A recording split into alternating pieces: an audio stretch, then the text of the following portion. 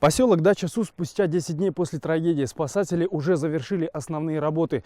Власти заявили, что на месте падения самолета разрушенные дома заново отстраивать не будут. Судьба всего населенного пункта тоже остается туманной. Во избежание повторения трагедии весь поселок, возможно, будет снесен. Еще недостроенный дом Мастуры Исаевой спасло чудо. Самолет рухнул в паре метров от постройки, частично снеся забор. Последние дни она и ее большая семья жили в страхе. Этот дом, видимо, так и останется недостроенным. Жить здесь она больше не хочет.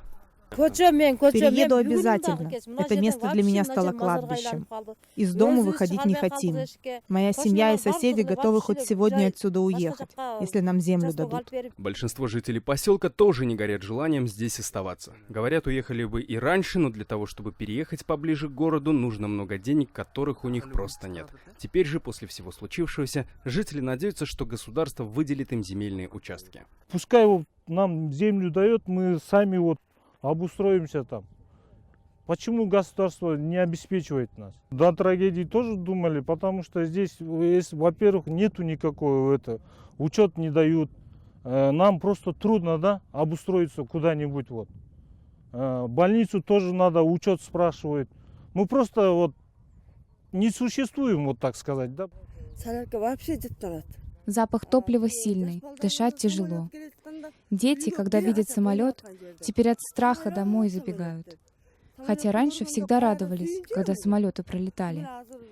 Конечно, переедем, если власти выделят землю. Мы все живем в страхе.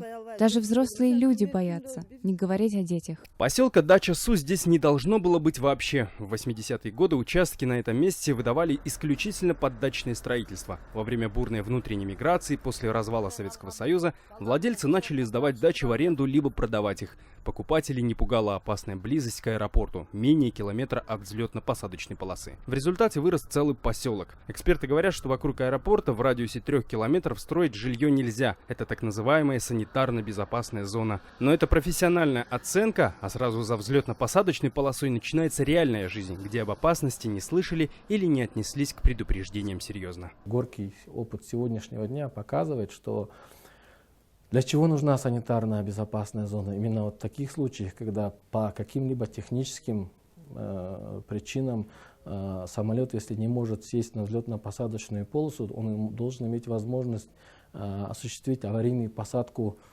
на территории вокруг, радиуса этой.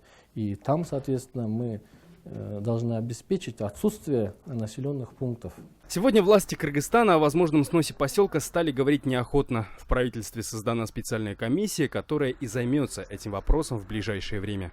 По поводу отселения или перезаселить людей, которые проживают в этом дачном участке, вопрос еще не поднимался. Он, наверное, будет подниматься, скорее всего, как только мы закончим все мероприятия по ликвидации последствий ЧС.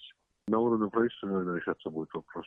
Комиссия самостоятельно этот вопрос не решит. Пока что судьба этого страшного места остается неизвестной. Местным жителям неведомо, как долго они будут вздрагивать при виде очередного взлетающего или идущего на посадку самолета. Шавкат Тургаев, Азат Нукамаков. В настоящее время. Поселок Дача-Су, Кыргызстан.